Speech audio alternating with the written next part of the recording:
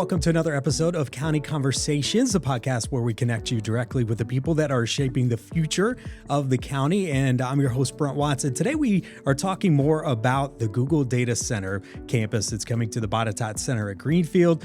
Ever since the project was announced, a lot of folks have had questions about that, and we've been doing some podcasts to give you some insight on what is happening with that and the process of that coming about. And to help us understand exactly how the county is managing this project from a growth and zoning and permitting standpoint, we're going to be joined today by Nicole Pendleton, who's the Director of Community Development here in Botetourt County. Nicole, welcome.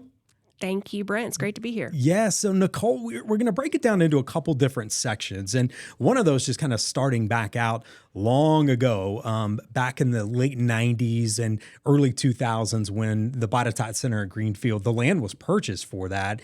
And then it became a business park. So this thing has been around for decades. Talk about some of the history of that and when it comes to making this into a business park.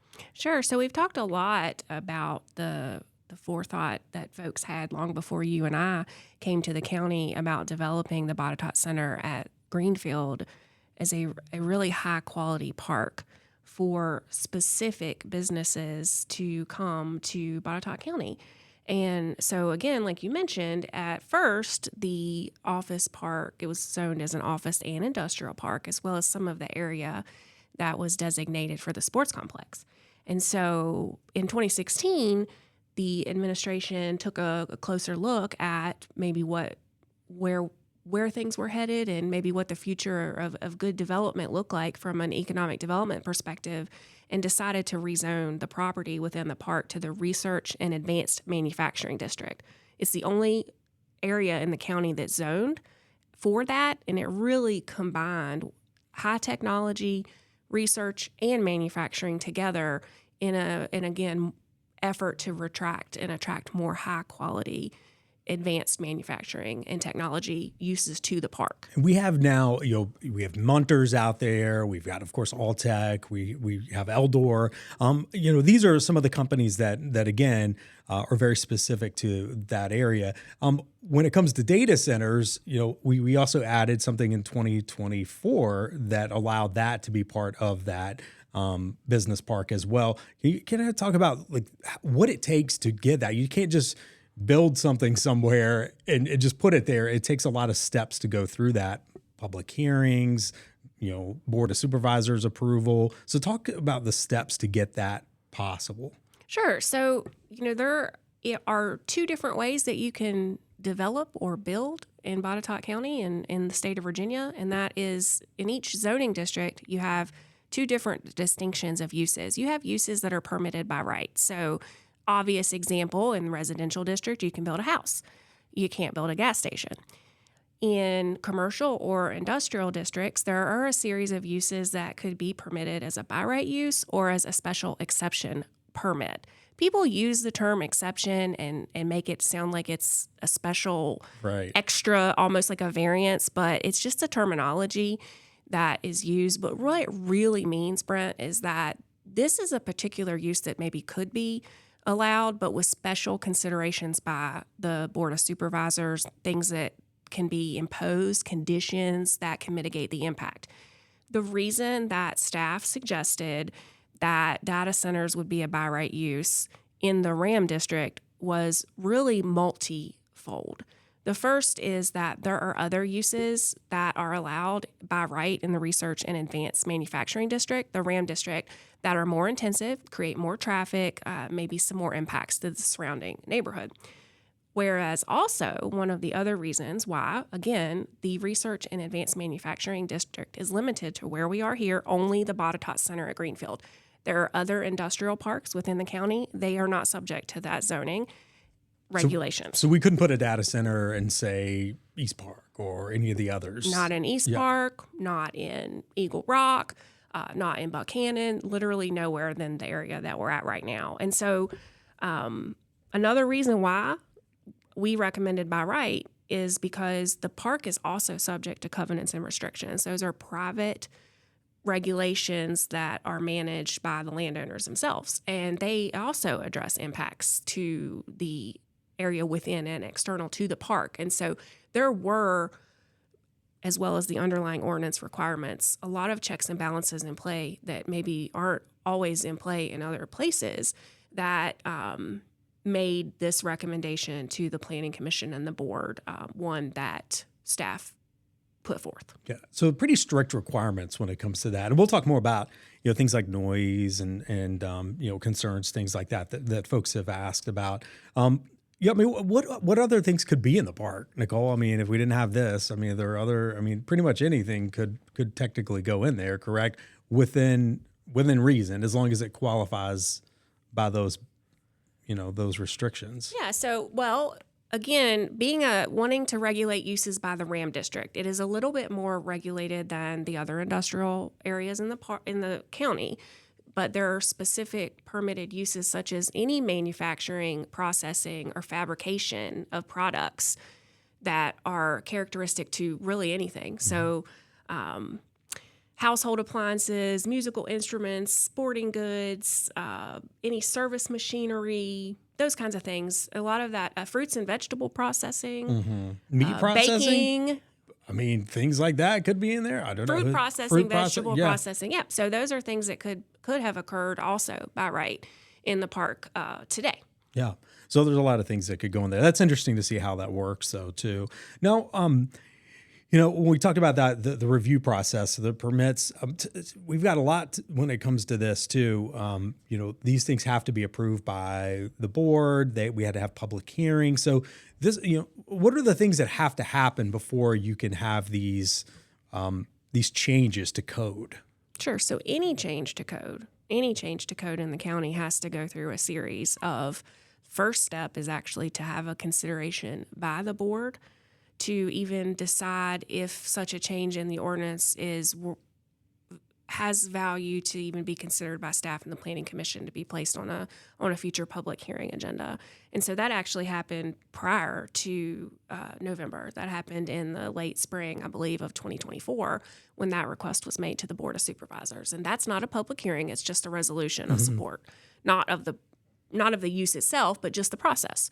And so then it goes to the Planning Commission, any text amendments. So staff takes a look at things, again, really tries to decide basically by looking at, other ordinances and other best practices in the state or in the nation, conferring with other localities or using our professional memberships and designations to maybe attend webinars or meetings to really discuss what is what might make the most sense, right. What might make the most sense in another locality certainly doesn't always fit here. So that's the type of analysis that staff undergoes before they put a recommendation forward. Conversations with folks occur, and then the Planning Commission holds a public hearing. It's advertised and noticed. So that type of thing happens for a text amendment. Okay, and then there's also additional land was acquired for the park around the same time. And so that took a rezoning to also add that property to the RAM district. And so both of those actions occurred in November of 2024. With public, we had public hearings. Those were open to the public. It has to be advertised a certain amount of days, for legality reasons. So, I mean, it's interesting to see the whole process that goes behind that and how we have to make sure that the public knows about that.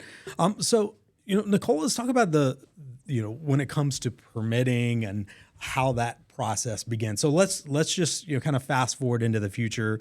When the plans are sent to your department, I guess talk about what your department will do, what community development does, and how you all will be part of the Google Data Center process as it's being built. Sure. So there's lots of moving parts and pieces that happen, and they're overlapping and sometimes happening at the exact same time. And so what's currently underway is that the mass grading plans for the site have been proposed, and we've actually had several renditions of those proposed and are now working at some phased grading plans. So, there are requirements that folks have to meet at the local level, at the state level. There are some uses out there that have federal oversight, and all of those things happen kind of concurrently. And so we have a wonderful development review coordinator that coordinates with internal review, such as zoning and our building office, stormwater management, and erosion and sediment control. We also have folks from emergency services participate, the Western Virginia Water Authority, and VDOT. So all of those folks are actually required to do a review and sign off of any type of we call civil construction, which really just means any movement of dirt or any structural construction. And so those folks review all of that, provide comments. They go out back to the applicant. They address the comments, and we repeat that until they meet all of the basically checklists that everybody has. Right. So it's not one of those things where they just drop some plans and say, hey, sign here. They've got to go through a lot of restrictions. So it's kind of like they have what they would like to have, and then you all check the boxes and make sure that their approval conditions for noise and for, setbacks and all that stuff, all the words that you all use in your department. We'll talk about some of those in just a little bit. So it's interesting. So they'll go through several review processes before they're even able to put a shovel in the ground. Right. And that's just one part of it, right? We talk about put a shovel in the ground, but then, after that comes vertical construction as well. Right. That's a whole nother set of plan reviews. And when you say phase construction, so they could technically come in and begin work on things while you all are still reviewing some of the other plans for the other parts of that land use. It's pretty typical for larger uses to do a mass grading plan in order to start moving some dirt prior to having all of their plans reviews complete for building to go vertical again. So that's kind of one of the things that we're doing now. And there are some environmental impacts on the site. And so what they're proposing to do at this time is to only begin grading in a certain area of the site, which while they're continuing to work through some of their other state permitting. Right. And so that'd be DEQ. They work with DEQ and other folks to make sure that's done too. So so you all are working with not just local, but you're working with state and probably federal agencies in some cases too. Yeah, sure. The Army Corps of Engineers is another component of folks who require reviews. Right. So step us through some of the other parts of as this gets underway. Once it begins, this is going to be a process that's going to be probably several years, Nicole, once we start, the construction and of one data center. So they're not just going to plop all three of them down instantly. It's going to happen over time. How are you all going to manage that when it comes to permitting and also making sure that, I'm John in Buchanan. I want to build a house. How are you all going to manage the data center approvals while also still managing, day-to-day operations? Sure. So one of the things that we're doing, and we want to make sure that our reviews are thorough and we're getting things right, not just for, like you said, Google, but for everybody. We want to deliver services to everybody in the county. So one of the things that we have actually had a third-party stormwater E&S plan reviewer on working with us on independent plan reviews for, well over maybe going on 2 years now. And so they're actually helping us with the plan review. So we don't just have one or two sets of eyes on the stormwater and E&S. We actually have other sets, other folks who are helping to review that and making sure that that we are providing adequate responses and adhering to the state code. So while we manage and do the plan reviews, we follow a lot of the state code requirements when it comes to stormwater and land disturbance. And I would imagine you'd have to rely on some of those folks, not just for workload, but also the fact that this is a totally different project than it's not like a home, that you see a lot of times being built or a small business, but this is a data center that you've probably not seen before. So I'm sure there's a lot of things that you all are going to see new with that you'll have to do a little bit of extra research on. Well, sure, Brent. Yeah. And I'll challenge you a little bit on that and say, well, it is and it isn't, because we have a lot of first time and one time only uses and things that require us to go out and seek independent reviews. And the company actually pays for independent reviews and independent special inspections. A lot of folks in the park also utilize that as a way to ensure that they're meeting their timelines, which also helps us to meet everyone else's timelines. And again, those are things that are one-time things that are outside of our area of expertise. The state code allows us, and the building code allows us to lean on a design professional and someone in the field who certifies via their seal that the work is being done in accordance with codes and regulations. Right. So whether that's a house that's being built or an addition to a house or a data center or any construction, really. Sure. And a lot of the industrial buildings here in the park, there's similarities in the size and similarities in the scope.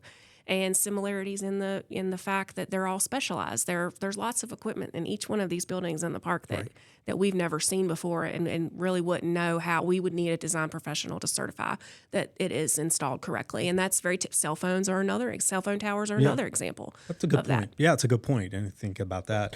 Well, let's get into some of the things that folks have asked. I mean, we get a lot of questions with that. And some of those you all will be touching on. And one of those being sound. The park itself has certain restrictions when it comes to sound. Some of them actually surprised me how strict they were.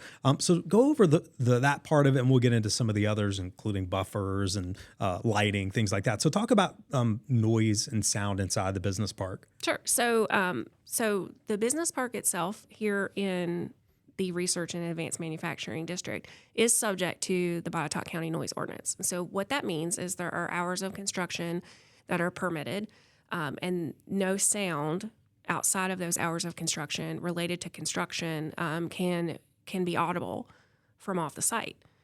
Once the data center is in operation, then there is a limit of audible sound 50 feet from the property line. And I know that, like you said, folks are really surprised to hear that. Google is committed to us that they have every intention of meeting that noise ordinance requirement. And they've also let us know that they do have sound monitoring equipment, and they're being proactive about addressing those types of things. That's fascinating to know that they're going to be doing that too, kind of reinforcing that. And yes, 50 feet is not a big distance. So that's pretty impressive, though, that the restrictions are that. So when it comes to other things, this is going to be a very large space. I think this probably is one of the biggest spaces that we have that's being used inside the park itself. How do you all go about making sure that they don't go and use every single foot of this land that they have available? Some of those have to be reserved for buffers and aesthetics. So kind of go into that a little bit more, Nicole, about some of the words that I learned when I just came on here too, that you all cover in your department. And it's not just for a big business, but even homes have to have some of these requirements too. Yeah. So because the park has an adjacent boundary with some neighboring residential properties, there is a requirement for a landscaping buffer. And that's a 75-foot buffer that is adjoining the residential areas around the park. And there are required evergreen landscaping within those buffers. In addition to that, one of the things that we talked about were the private covenants and restrictions, as well as, some other ways that the county has the forethought to help protect the adjacent properties from any of the impacts of the park. And so there's actually also a 100-foot conservation easement buffer, which is very limiting in what can be placed in that buffer.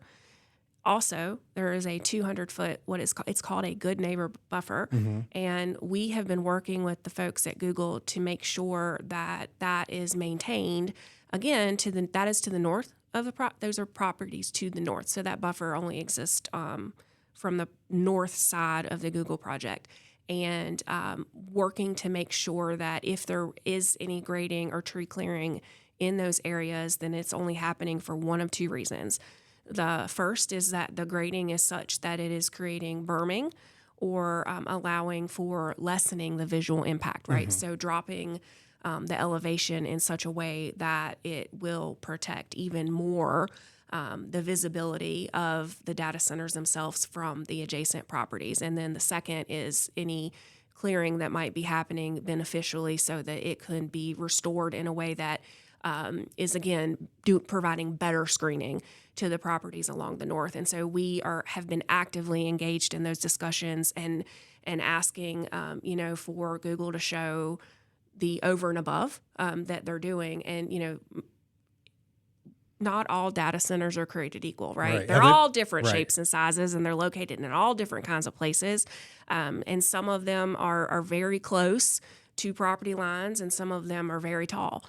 These are all one-story buildings, and 200 feet. I think the last set of plans, I would say, the closest structure I think was 400 feet, which is 1.5 times a football field. So they're not they're not going to be 5 feet across the property line. You're not going to be able to reach out and touch one Right. from somebody's property. So I think it's important to note that not just the screening and not just the buffering, but the distance and any, perimeter security or any of those kinds of things are really siting these buildings in a place that is meant to be as optimal as possible to protect the surrounding view shed. Right, because something was going to go there eventually. I mean, that was a part of the business part. And you're right. You see these the stories on social media and the images and the videos of these data centers that are literally right next door to huge neighborhoods. This is not going to be like that. So, well, we talked about that. What about lighting? So if I live near,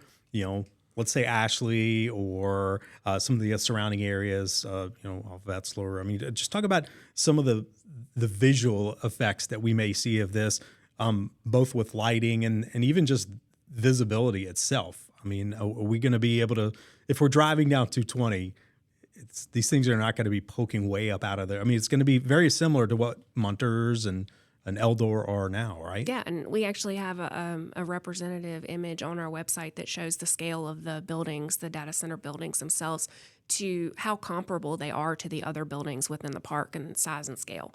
And in terms of lighting, Botetourt has a very restrictive lighting ordinance, and it is meant to be dark sky friendly. So there are two ways that we regulate lighting. And the first is that, it all has to be pointed downward.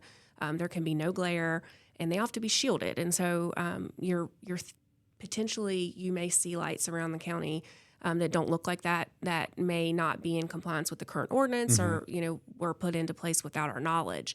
There are lots of examples of that kind of lighting within the county that does provide a good example of what that should look like. The second way that we regulate lighting is that there are certain types of plans that have to be submitted prior to site plan, and with the site plans that show that light is not emanating beyond the property line. And this is probably a little too technical for even me sometimes, but your average citizen, but what we call it are foot candles. So light can't exceed 0.2 foot candles from the property line. We use that light in TV terms. We use that foot candles when we're measuring light in the studio. So kind of have heard that before. So that is good to know that, because a lot of folks were asking about, are we going to be able to see this? Is it going to be this big glowing thing in the distance? So, it should be very similar when it comes to the other businesses inside the park. Nicole, when it comes to things like traffic, this is one of those businesses and, economic gains for the county that you get the revenue from that, but you don't get the huge amounts of traffic that maybe comes with, large businesses that have, hundreds or thousands of workers inside of it that are going to be traveling the road. So it's kind of, a trade-off with that. Now, there will be some folks that come in and out. Obviously, there's going to be construction traffic. How has the county thought that through and Google thought that through to make sure that it's not impacting, folks that are traveling 220 or, folks coming in and out of the business park as it is? Yeah, absolutely. So, you touch on a good point. There are typical uses that we've talked about that could be permitted in the park have much higher employment density. Not only is it workers coming in and out of the park, but you see a lot more truck traffic, you see a lot more freight, shift work, those kinds of things. And so this is a much less intense use as far as traffic is concerned. But even though we say that, there is an additional access that's being built to the park just north of the existing International Parkway. And so we're working on that with Google and with VDOT to get that separate entrance constructed and underway so that a lot of that construction work can be funneled through that area. So that will be more so construction traffic for Google that will come through and be kind of keep that away from the main entry here at Greenfield. And we continue to look at traffic in the park even today, and looking at how there might be opportunities to improve some of the traffic flow. Even today, it's great to be part of a team that's kind of always looking with one step into the future, and so we're actively considering what existing impacts on traffic in the existing roadway looks like too. Right, always improving that. So when it comes to things like that, folks have been asking, water, storm water, erosion, things like that. Those are all part of what you all look at when you're looking at these plans too. It's not just about, where is it going to be sited or how tall is it going to be? You've got to look at a lot of environmental things as well. Talk about how you get involved with other, local, regional partners when it comes to that. Sure. So we use the state DEQ requirements in order to regulate stormwater and erosion and sediment control. So erosion and sediment control during construction and stormwater pre and post construction. And so we, again, working through a set of state regulations to review the plans and make sure that all of the development is in adherence with those requirements from the state. So there's a lot of planning that goes into that. So Nicole, now we're recording this in summer 2026. You all have the plans, the grading plans, as you continue with those. Let's say, Google's talked about possible groundbreaking late this year in 2026. How would the timeline be? What would it look like from here on out when it comes to that? I know things are still, they're still being planned out, but what does it look like for your department, the rest of this year and into next year? Yeah. So once the grading plans reach a plan approval, there's one really important part that we haven't touched on yet, and that is being able to secure the bond amounts to ensure that, if Google were to walk away, that we could restore the site and the county, wouldn't be on the hook for that. And so having estimates about what that grading and what all of those measures are required to be constructed with some contingency, it really allows us some protection in the event that, again, the project were just to kind of disappear in the middle of construction. Right. And so that's for that. Now, the next step, and I think this is pretty interesting, is, all of the workers who will come out to do the construction have to have a place to, park and Right. a place to look at their plans and a place to have their daily safety briefing and all the things. And so our next step in the process prior to the building plans for the data centers themselves is what is called Trailer Town. And Right. so that is a series of all of the, the subcontractors and all of the folks who are out on site. Each one of those also requires a building permit. Any retaining walls on the site requires a separate building permit. And so we're working through what does that timeline look like and, how many building permits are we anticipated to have and what's the phasing and timeline for review. Again, like you've talked about, we have a whole county to serve. And so we are really working to make sure that we're being proactive with timing and those kinds of things to make sure that we are understanding the impact and doing what we can to make sure that everybody's getting served. That is insane. So I didn't even think about that. I mean, even before the construction starts, you have to get those permitted and make sure that those are in the right spot. That's a lot, Nicole. That's going to be happening. When do you all plan to eat lunch? Are we talking 2032 at this point in time? I know. Well, it's an exciting project. I know it's going to be very challenging for you all to make sure that you cover all the bases. First off, it's a very high profile project, as you very well know. So you guys are making sure that you cover all of your bases too to make sure everything's done correctly. But in the end, when all this is said and done, what would that area look like when it's finished as far as the height of the buildings? It's going to look essentially the buildings about as tall as from what you've seen to some of the other businesses in the park. I think it's going to look like the park looks now. And a lot of conversations I've had with folks is, hey, have you driven through the park? Right. Have you taken a look at kind of what's out here? Because I think that's what you're going to see. It's going to feel, again, framing wise and contextually very much like the size of some of the buildings that are out here now. Right. So, looking very much like that. And drive through. I mean, it's open. You could drive through anytime you want. Or take a walk on the greenway. Yeah. And that's one thing too, Nicole, is that you all have done over the years. And I know you've been here a long time, but even folks before you have done a great job of preserving the area. And it's, yes, there's a lot of business here in industry, but there's still a lot of folks every time I leave here walking, biking, kids playing in the parks nearby. So, I mean, yes, it is a business park, but there's a lot more than just that. We've got the bee sanctuary. We got historic buildings that are over there. One of the questions we had actually asked too is, this is not coming. Is not going to take over those areas. The project itself stops well before that, and it has those buffers that you talked about. So it would not be impacting the historic areas that we have where the slave dwellings and the quarters are, and the bee sanctuary. So those still stay. Absolutely, and I think you're going to find that people are still going to want to come and take a walk here, and people will still want to come and explore, and people will still want to come and play ball at the ball fields. And again, I think you'll see that was a testament to the folks who had the forethought, way before we got here, to design the park in such a way that's pretty unusual. I don't think you hear many people saying, I think I'd like to go for a stroll, evening sunset stroll amongst the some industrial buildings around here. Right. But there is a lot of balance again in trying to keep the character of the park and of Botetourt, what made it so special to the folks way back then and today and tomorrow. Very good, Nicole. I think that's the best way to end this podcast. Thank you very much for joining us and talking more about that. And as we get questions that come in, of course, we will field those to the proper folks here in Botetourt County. And of course, we have several other podcasts if you'd like to listen to, talking about the economic benefits of the project itself and the history of that. So Nicole Pendleton, part of our community development department here in Botetourt County, thank you so much for joining us. Thank you, Brent.